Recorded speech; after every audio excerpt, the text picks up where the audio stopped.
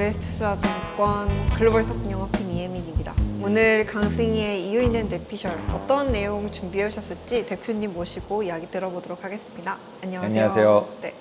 오늘 준비해 주신 내용은 물가와 고용에 따른 트레이딩 투자 시나리오는 이라는 주제네요. 네, 지난주에 이게 방송이 좀 늦게 나가긴 하지만 네. 어쨌든 지난주에 FOMC 미팅을 마쳤잖아요. 네. 그래서 FOMC 때 계속 포커스해서 봤던 게 결국 금리를 이번에 한 번만 올리고 끝낼 거냐 아니면 한 번 더 올릴 거냐, 그 다음에는 얼마나 오랫동안 금리를 유지시킬 거냐, 그거에 대한 힌트를 이제 파월이 어떻게 줄 거냐라는 게 이제 FOMC 전에 포커스 됐던 거고, 그리고 난 다음에 FOMC의 결과가 나온 다음에 실제로 시장에서 어떻게 바뀌었는지를 일단 살펴보고, 네.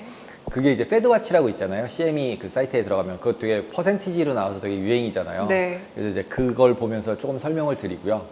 그리고 그거에 따라서 결국 이제 파월 의장이 계속 포커스를 했던 게 결국 물가랑 고용을 계속 얘기를 하고 있잖아요. 그러면은 거기다 요즘은 물가랑 고용 지표들이 오르락 내리락 난리치면서 나오잖아요. 물가가 올라가면은 뭐 고용이 좀 나빠져야 되는데 뭐 안 나빠지고 뭐 이런 거, 아니 고용이 고용 좋다 나쁘다는 표현이 되게 헷갈리더라고요. 네. 그러니까 실업률로 기준으로 하면 이제 실업률이 높아져야 되는데 실업률이 뭐 안 높아지고 이게 막 거꾸로 나오니까 어떤 컨비네이션으로 됐을 때 어떤 투자 전략을 하거나 이런 게 좋을지를 정답은 아니지만 네. 뇌피셜로 들어보도록 하겠습니다. 한번 들어보도록 하겠습니다. 첫 번째 자료를 보시면은 이제 이게 FOMC 전이에요. 전으로 보시면은 첫 번째 7월 26일 날 네. 확정적으로 올리려고 하는 거인 확률이 99%였어요. 그죠? 그래서 25bp를 인상을 해서 5.5가 됐어요. 네. 그렇죠?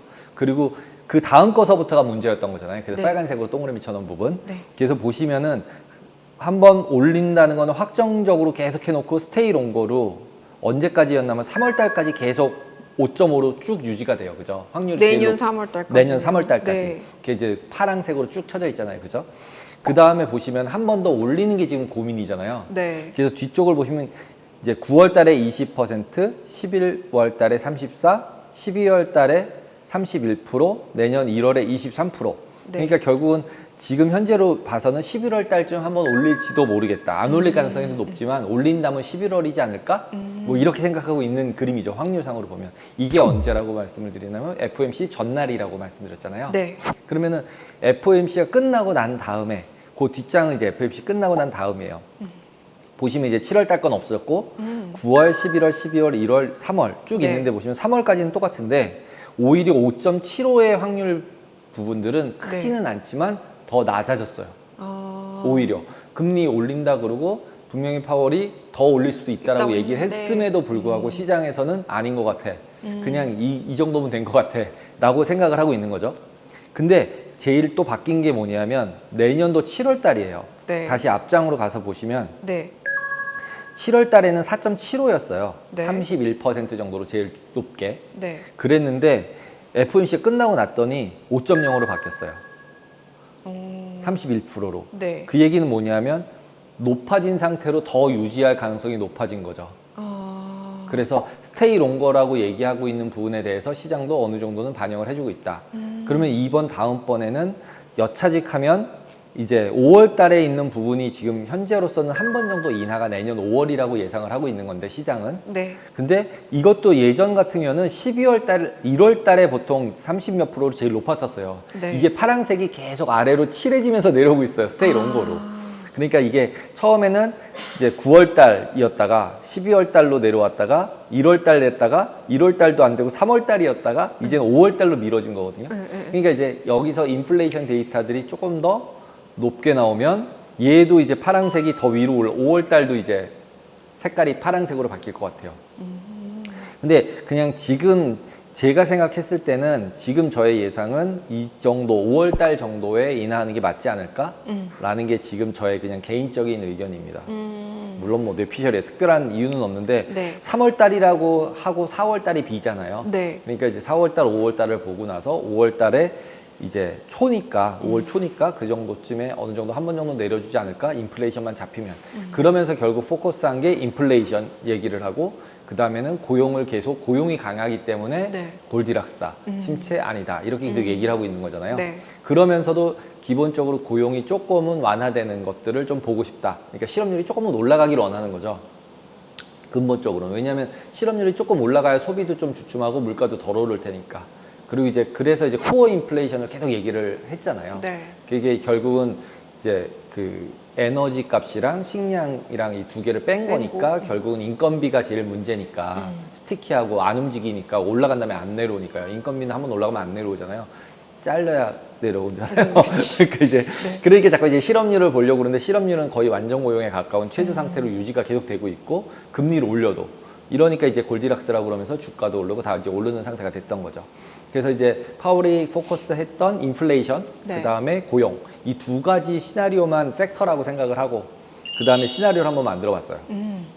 그럼 보시면은 물가가 올라가고 고용도 업이란 얘기는 뭐냐면 고용이 좋은 거예요. 페이롤이 네. 좋은 거. 그러면은 네. 실업률은 낮은 낮다. 거죠. 실업률은 낮은 거죠. 고용이 업이라는 게 고용이 좋다는 뜻으로 표현을 해놓은 거라고 네. 보시면 돼요. 그러면은 인건비도 계속적으로 어느 정도 높은 상태가 유지되고 실업률도 낮은 상태가 유지되면서 물가도 안 잡히는 거죠. 계속 올라가고 있는 상태가 되는 거예요. 왜 이런 시나리오가 있을 수 있나 하면 아까 전 시간에도 얘기를 했지만 원자재 말씀하실 때 가격이 올라가고 있다고 얘기했잖아요. 그래서 원자재 가격들이 계속적으로 올라가고 있어요. 그 뒷장 보시면은 금, 그 다음에 유가, 구리, 밀 하고 선물들이 차트가 들어가 있고요. 그 다음에 네. 맨 빨간색 차트가 뭐냐면 CRB 인덱스라고 들어보셨을 거예요. 그래서 커머디티들이 모여있는 인덱스에서 이거는 진짜 제가 처음에 90년대 때 그 인플레이션 얘기할 때 무조건 CRB 인덱스 굉장히 참고를 했던 지표인데 아직도 네. 있더라고요. 근데 이제 그 발표하는 데가 바뀌었더라고요. 로이터가 산 것 같아요. 그러니까 일부 이제 데이터 벤더들이. 네. 그래서 그 벤더들이 하고 있는데 이 코어 CRB 인덱스라는 거 안에 들어있는 걸 보시면은 알루미늄, 코코아, 커피, 구리, 옥수수, 면, 그 다음에 기름, 오일, 그 다음에 골드, 그 다음에 히팅 오일이 크루드 오일하고 히팅 오일하고 또 분류해서 들어가 있고 뭐 돼지고기, 소고기, 가스, 뭐 니켈, 오렌지 주스 뭐 다 들어가 있어요. 그러니까 생필품에서 제일 많이 쓰이는 커머디티는 다 들어가 있는 거라고 그러네요. 보시면 돼요. 그래서 보시면은 최근 들어서 네. 한 6월달, 7월달 정도부터 빨간색이 쭉 올라가는 게 보이실 이렇게 거예요. 고개를 좀 올리고 있는. 네, 올렸는데 이 네. 올라간 고점이 최근에 1년간으로 봤을 때도 네. 그렇게 낮은 레벨이 아니에요. 고점을 넘긴 느낌이에요. 보시면은. 그리고 여기서 제일 핵심적으로 많이 올라간 게 아까 또 얘기했던 기름값 80불로 올라왔고 떨어졌던 것들이. 그 다음에 구리값도 어느 정도는 바닥 찍고 올라왔죠. 우상향해서 올라가고 네. 있어요. 네. 그 다음에 밀값도 어느 정도는 레인지 안에 있고 그리고 골드도 저점 대비해서는 쭉 올라왔어요. 그리고 네. 이제 골드는 이슈가 되게 많잖아요, 지금. 그러니까 중국에서 뭐 브라질이랑 해서 골드를 계속 사고 있다. 뭐 이런 얘기도 계속 있고 그렇게 말 나오는 거에 비하면 그렇게 다른 커머디티에 대해서 오르지는 않았죠. 근데 빠지지도 않았기 때문에 상승률은 계속적으로 높은 상태예요. 그래서 결국 이 모든 것들이 합쳐진 게 된 게 빨간색 그 CRB 인덱스인데 CRB 인덱스로 보면은 굉장히 상승세를 유지하고 있다. 그래서 여기서 실제로 상승세가 유지가 됐으면 네. 물가가 잘못하면 지금 내려온 게 올라올 다시 수도 있다. 실업률 보시면은 제일 많이 나오는 그 프레드 차트를 그냥 또 여러분도 많이 보셨을 텐데 가져와 봤는데 보시면은 회색이 다 침체잖아요. 이거 50년도부터예요.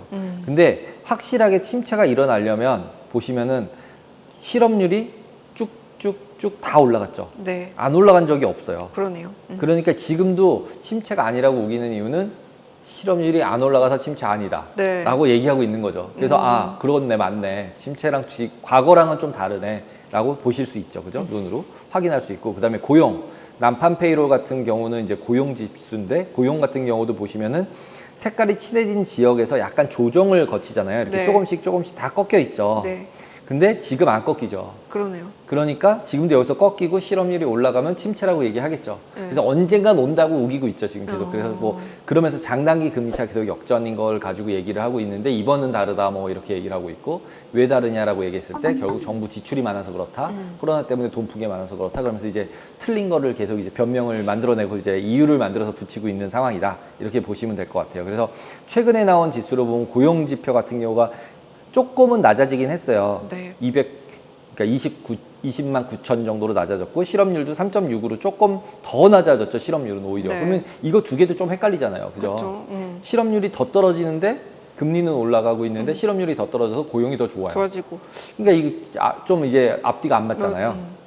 그다음에 인건비 같은 경우도 실제로 연으로 보면 4.4% 상승이었고 월로 보면 0.4 상승이 계속 유지가 되고 있어요. 그러면 이거 0.4 곱하기 12 하면 4.8이잖아요. 네.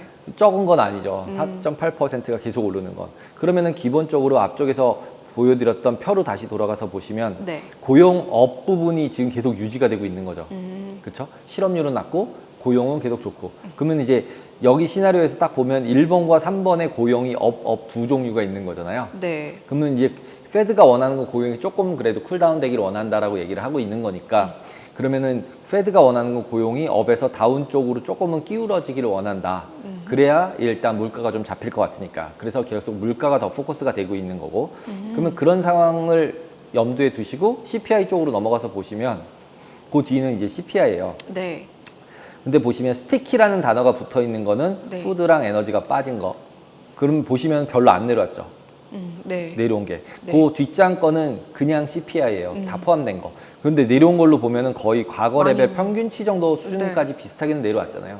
그래서 이 부분을 이제 뭐 얘기할 때 자꾸 코어만 본다라고 사람들이 자꾸 얘기를 하는데 저는 이제 어떤 생각이 드나 하면 에너지나 푸드는 넌 원하지 않던 관리할 수 없잖아요. 그냥 수급에 따라 결정되잖아요. 농사가 잘 되면 뭐 가격이 빠지는 거고 농사가 안 되면 올라가는 거고 기름 가지고 전쟁 나면 또 올라가는 거고 그러면 결국 여기서 푸드랑 에너지 가격이 오르면 어떻게 되지? 라고 생각을 해보면 네. 뒤에 보면 코어가 안 내려왔기 때문에 걔네들이 올라오면 CPI도 따라 올라올 것 같잖아요. 네. 왜냐하면 지금 코어는 내려갈 생각이 별로 없잖아요. 없죠. 네.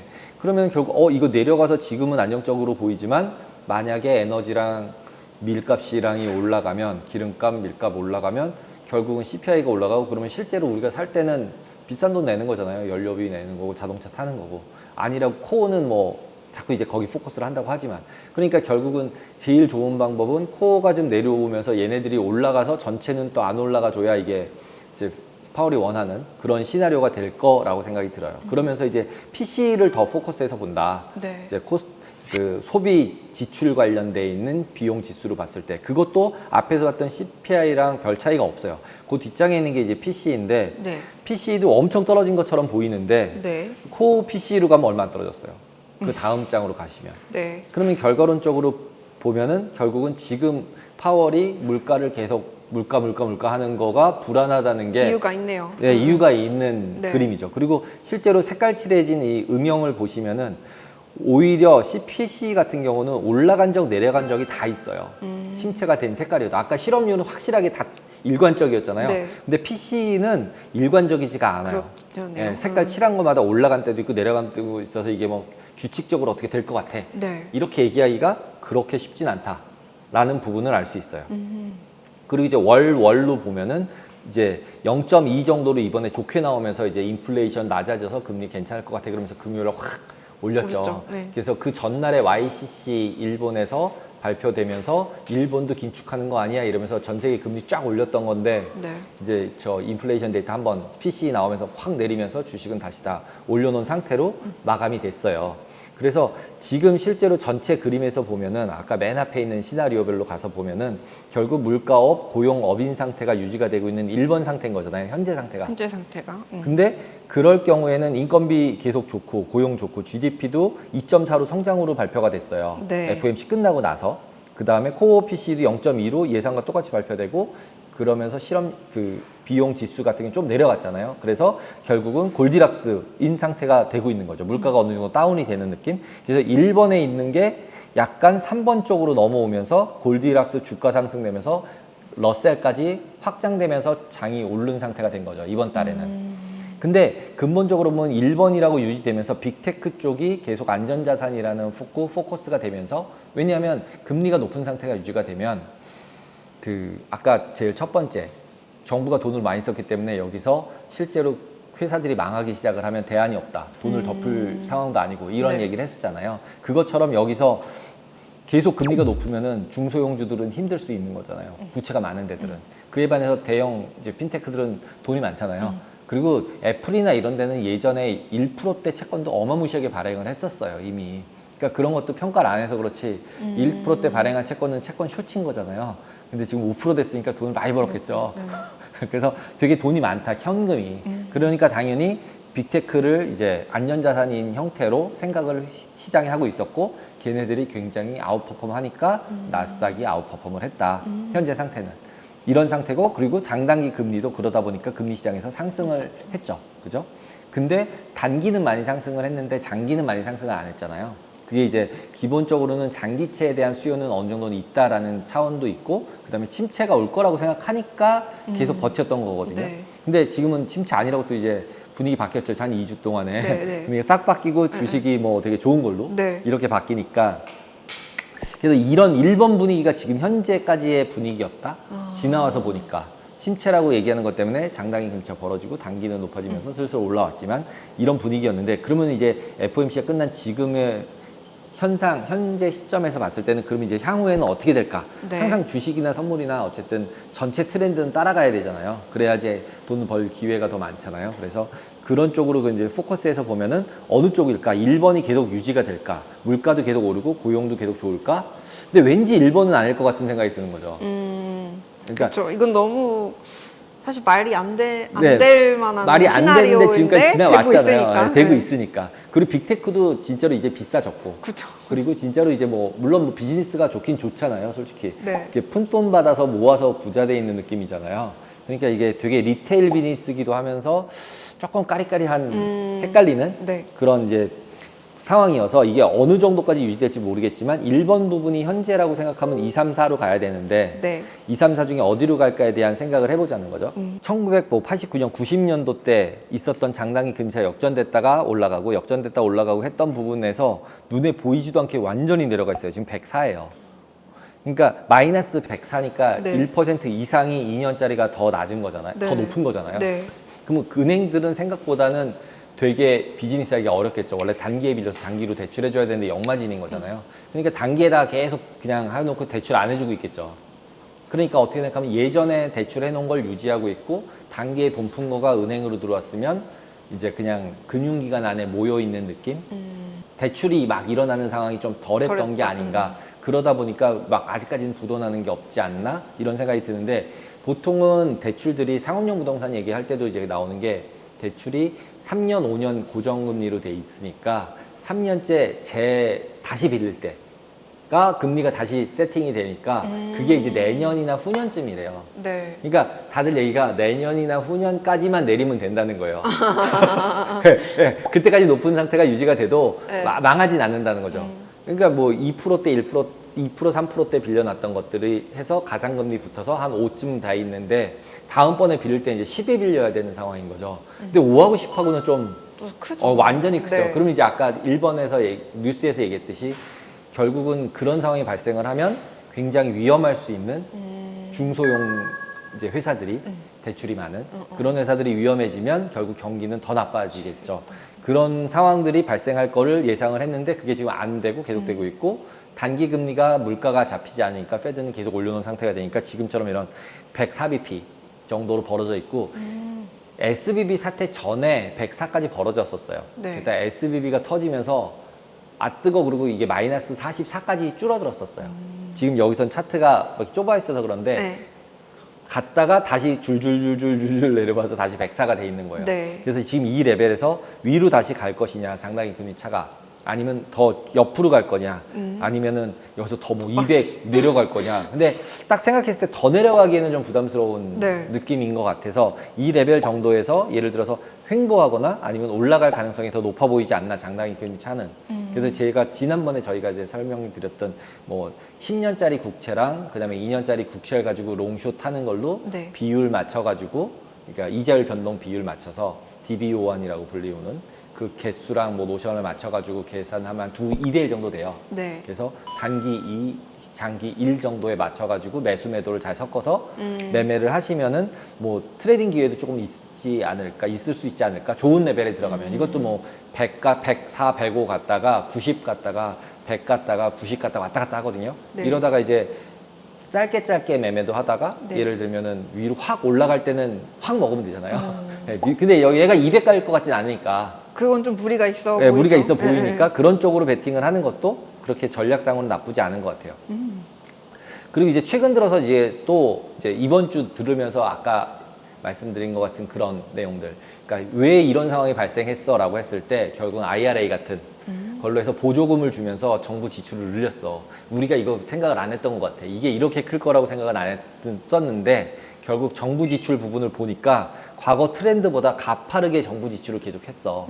코로나 때 돈 팍팍 쏘면서 그 다음 장 보시면은 정부 지출 보시면은 M자로 팍팍 두 번 튀었잖아요. 이게 네. 돈 쏴준 거예요. 그냥 네. 돈 빵빵 쏴줬잖아요. 개인들한테 쫙 뿌리는 거. 네. 그 뿌린 돈들이 이렇게 많이 쐈던 거고 그것들을 이제 줄인다고 그래 줄였다가 더 이상하니까 한 번 더 쏘고 두 번 쐈던 거고 그리고 나서 이제 뭐 QT 한다 그러면서 이제 줄인 거죠 지금.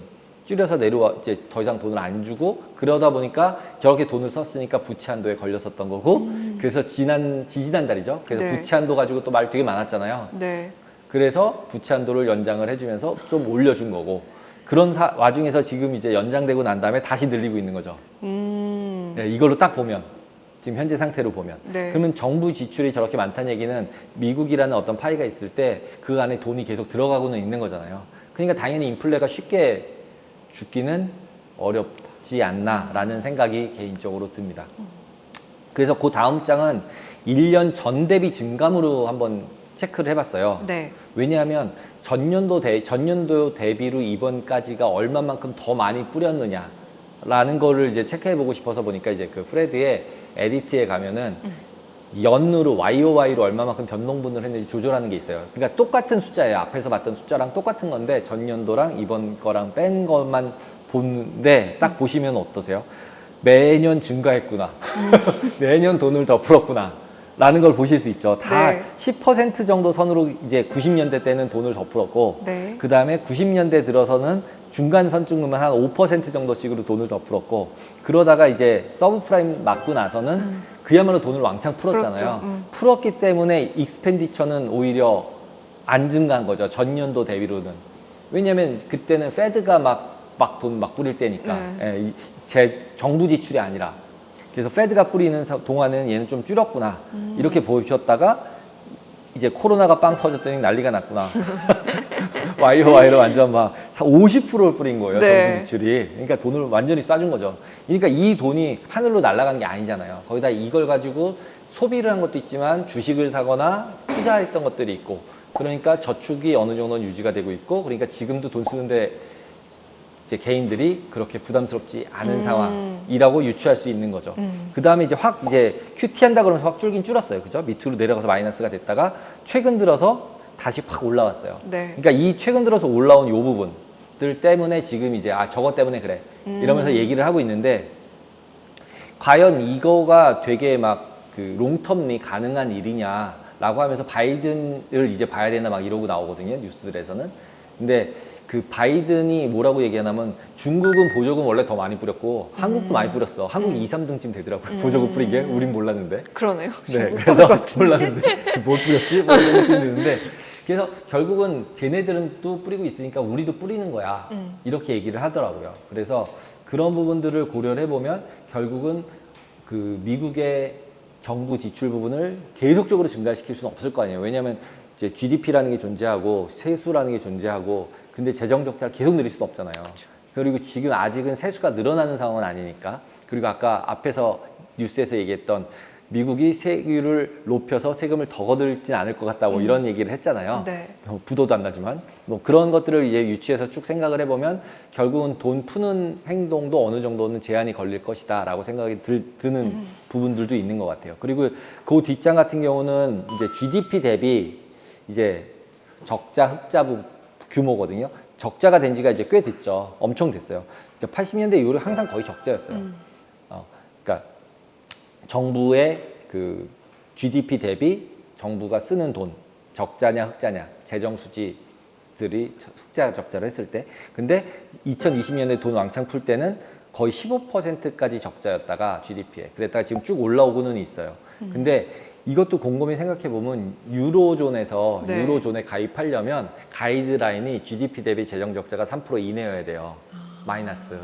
그래야 이제 유로에 넣어줄 수 있어요. 네. 우크라이나가 아마 저게 안 될 거예요. 아. 그러니까 이제 그 기준에 안 맞아서 뭐 이탈리아도 잘린다, 그리스도 잘린다 막 이랬었잖아요. 네네. 그런 얘기 나왔던 부분들이 있었잖아요. 그래서 그런 부분들 생각해 보면 재정 적자 3% 마이너스라는 게 뭔가 이유 있는 가이드라인 같잖아요. 근데 지금 얘네들 다 5%대 막 이런데도 뭐 미국이어서 아무 혼나지도 않고 혼내는 사람도 없고 뭐 이런 상태인 거죠. 네. 근데 그나마 앞에서 봤듯이 GDP 성장률이 2.4가 나오면서 성장성도 유지가 되고 있어. 뭐 이렇게 코멘트들이 나오고 있죠. 네. 그래서 지금 이제 다시 이제 쭉 이제 지표들을 보면서 봤으니까 다시 앞쪽으로 와서 이제 표를 봐보면 네. 지금 보면 물가가 올라가고 있는 상태냐 내려가고 있는 상태냐라고 보면 약간은 내려가고 있는 상태처럼 보이죠. 그죠? 네. 그러면 3, 4번일 가능성이 높아 보인다 네, 네. 라고 찍을 수 있고 그 다음에 지금 여러 가지 지표들을 봐서 이제 뭐 지출을 계속 늘리고 있지만 기본적으로 그 지출이 늘리고 IRA라는 걸 하고 공장을 미국으로 가져가고 이러니까 고용이 계속 좋은 상태잖아요. 그래서 네. 지금 3번의 가능성이 높아지면서 주가가 상승했다. 이렇게 보셔야 될 것 같아요. 지금 현재 상황은. 그리고 이게 계속 어느 정도 유지된다라고 봐야 될 것 같고 네. 그러면은 이게 계속 유지가 되면은 결국 장단기 금리차 역전이 어느 정도 축소가 될 거다. 왜냐하면 저는 장기 금리가 오히려 올라오지 않을까라는 생각이 들어요. 성장이 있으니까. 네. 그러면 이제 장기 금리 팔아서 주식을 사야 되잖아요. 그래서 이제 위험 자산으로 넘어가고 그러면서 장단기 금리가 축소가 되는 방법이 있고 그다음에 침체가 되면은 단기 금리를 막 낮춰야 될 거 아니에요, 페드가. 그러면 또 장단기 금리차가 줄어들잖아요. 네. 그래서 장단기 금리차 같은 경우도 시간의 문제이지 언젠가는 줄어들 수 줄어들겠다. 있으니까 마진 관리 잘하면서 트레이딩을 하기에는 현재 100bp 수준에서는 그렇게 나쁘지 않은 상황 같다라는 트레이딩 전략 하나가 있을 수 있을 것 같고 그 다음에 주식 같은 경우는 어느 정도 뭐 제가 보기에는 미국 혼자서 끌고 나가기에는 조금 무리가 있지 않나 이런 생각이 들어요. 그래서 뭐 중국 나쁘다고 계속 난리를 치는데 아까 그 PB 이제 이제 중국 글로벌 헤드님께서 네, 네. 얘기했듯이 유럽이 지금 나쁘고 뭐 디플레로 돌아갔다고 얘기하고 중국도 위험하다고 그러고 부동산 얘기하고 뭐 이러잖아요. 그리고 뭐 청년 실업 얘기도 나오고. 근데 중국 같은 경우도 이미 우리가 알잖아요. 그러면 그 센티먼트만큼 반영을 가격에 했을 거고 나쁜 것만큼이 반영이 되는 거죠. 그래서 미국 주식 대비해서는 한 40% 정도 저평가라고 얘기를 하니까 P나 뭐 이런 것들 개념으로 봤을 때. 근데 뭐 성장 못하면 꽝이니까. 네. 근데 그거를 모든 사람이 그렇게 생각하면 한쪽으로 치우쳐야 됐다는 얘기니까 그런 것들을 고려해 보면은 어느 정도 유럽이나 중국이 리커버리가 어느 정도 돼줘야 미국도 같이 올라갈 수 있고 그리고 거기에 약간의 힌트를 준 게 YCC가 아닐까? 그러니까 금리를 올리겠다는 뜻이잖아요. 일본도. 그 얘기는 일본도 어느 정도 경기가 살아날 가능성이 있는 거고 인플레도 있을 수 있다라는 거를 은연중에는 이제 얘기를 한 거니까 그럼에도 불구하고 YCC에서 지난번처럼 0.5로 올렸더니 바로 0.5에 거래가 되는 게 아니었어요. 이번에 네. 1로 바꿨는데 1로 안 갔어요. 그냥 0.6 뭐 이 정도에서 왔다 갔다 하고 있어서 플렉서블하게 시장에서 하는 거를 지켜볼 거다 뭐 이런 식의 가이드다 뭐 이렇게 얘기를 했으니까 지난번처럼 거기 올라가면 내가 다 사줄게 이렇게 얘기한 건 아니니까 네. 그 부분들도 고려가 된 거라고 생각이 들어요. 그래서 결국은 이제 미국만 보려고 생각을 했었는데 결국 미국 말고 딴 나라도 봐야 되는 상황이 된 거죠, 이제. 그래서 결국 일본도 봐야 되고, 유럽도 봐야 되고, 중국도 봐야 되는 상황이다라고 보여지고, 잘 모르겠으면 그냥 이제 다 잘 분산해서 네. 이것저것 투자를 해야 된다.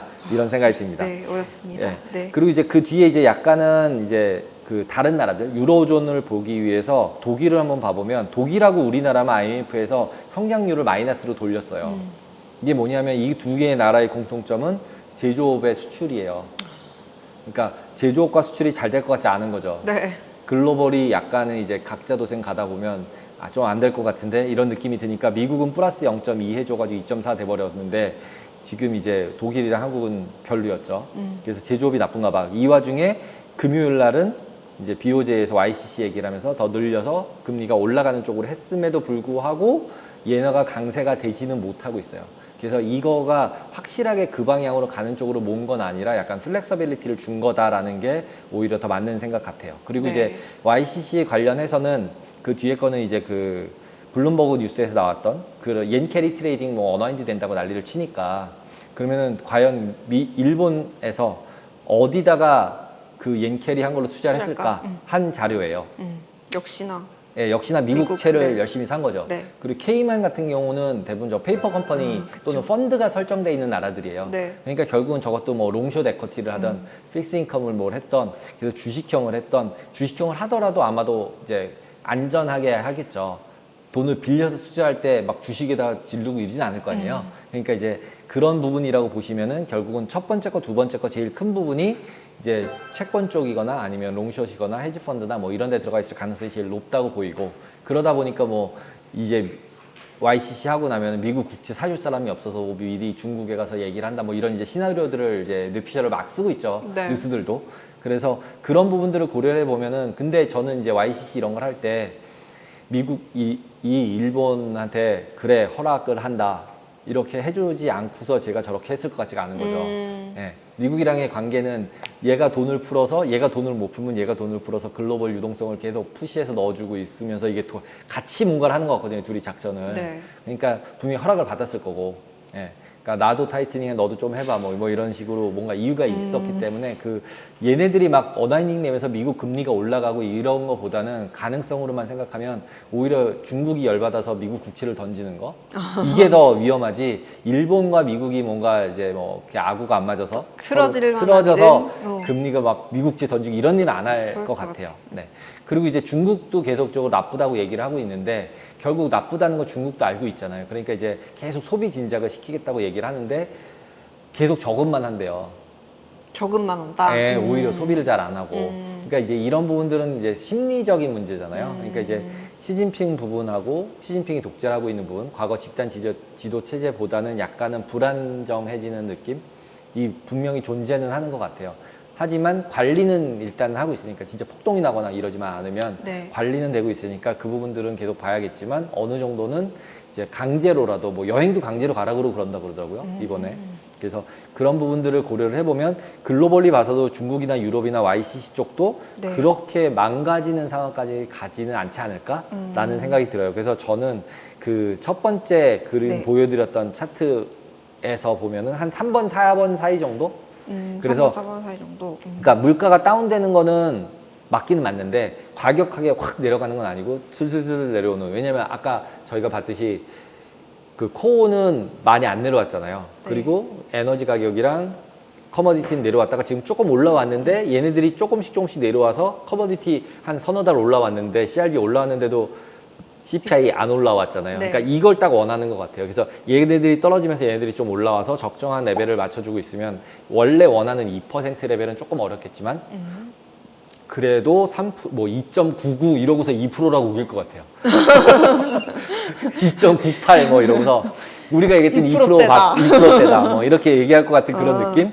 그런 상태에서 물건 어느 정도 그렇게 유지가 되고 그다음에 고용 부분에 있어서는 계속적으로 리쇼링을 하고 있기 때문에 쉽게 그렇게 나빠질 것 같지는 않으니까 고용도 어느 정도는 횡보 뭐 한 번 좋았다 한 번 나빴다 대신에 이게 뭐 막 실업률 5%대로 올라가고 이런 상태는 지금 3.6 정도에서 그냥 왔다 갔다 하는 수준 이거나 여기서 뭐 4, 뭐 3.8 뭐 이렇게 왔다 갔다 하지 이게 갑자기 5로 가고 6으로 가고 이런 상황이 발생을 하면 이거는 이제 아까 앞쪽에서 봤던 색깔 칠한 침체로 확 바뀌어야 되잖아요.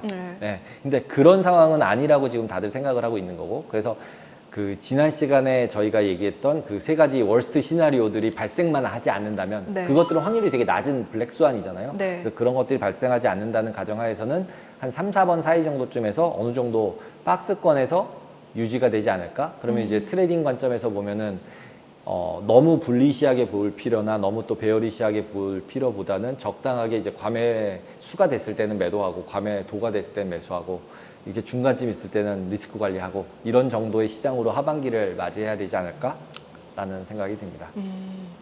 알겠습니다. 어떻게 보면은 올해 계속 이슈가 물가, 뭐 고용 이거에 관련된 뉴스가 계속 나왔었는데 네. 뭐 투자하시는 분들한테도 굉장히 중요한 이슈잖아요. 그래서 이 시나리오별로 좀 참고해볼 만한 내용들인 것 같아요. 네. 그래서 각자가 어차피 생각하는 게 좀 다르잖아요. 다르니까 이렇게 됐을 때는 어떤 게 좋을지, 그러면 주식시장은 어떻게 반응할지, 그리고 어떤 종류의 주식들이 움직일지를 생각해서 이제 트레이딩을 하거나 아니면 포트폴리오 주식을 하시는 분들은 이제 어떤 업종을 잘 골라야 되는 상황으로 바뀐 것 같아요. 그리고 어떻게 생각하면 약간은 주식이 지금 저희가 물가랑 고용을 계속 얘기를 했지만 이게 불리시한 쪽으로 얘기한 적이 별로 없어요. 근데 주식은 올라왔어요. 네. 예, 그래서 다들 좀 허망한 느낌? 예, 허망한 느낌인데 이거 왜 그렇게 된 거야? 라고 이제 이코노미스트들은 찾은 게 결국은 재정 지출이었어, 바이든이. 이거라고 이제 와서 얘기를 하는데 뭐 올라온 다음에 이제 와서 얘기하면 뭐 어쩌자는 그쵸. 거죠? 이미 다 나와 이미 다 있는 나온 답을, 결과치를 껴 맞췄잖아요. 그러니까 지금도 저희가 얘기한 게 다음에 어떻게 될지를 정도를 예상을 해보고 그리고 포지션을 잡을 수밖에 없잖아요. 네. 예, 그래서 그걸 한번 생각해 보시고 예, 수익을 많이 내시는 하반기가 되시면 좋겠습니다. 투자하시는 분들은 꼭 한 번씩 생각해 볼 그런 시나리오인 것 같아요. 그래서 이유인 내피셜이 좀 도움이 되시길 바랍니다. 아, 네. 역시나 알찬 내용 준비하시느라 고생 많으셨습니다.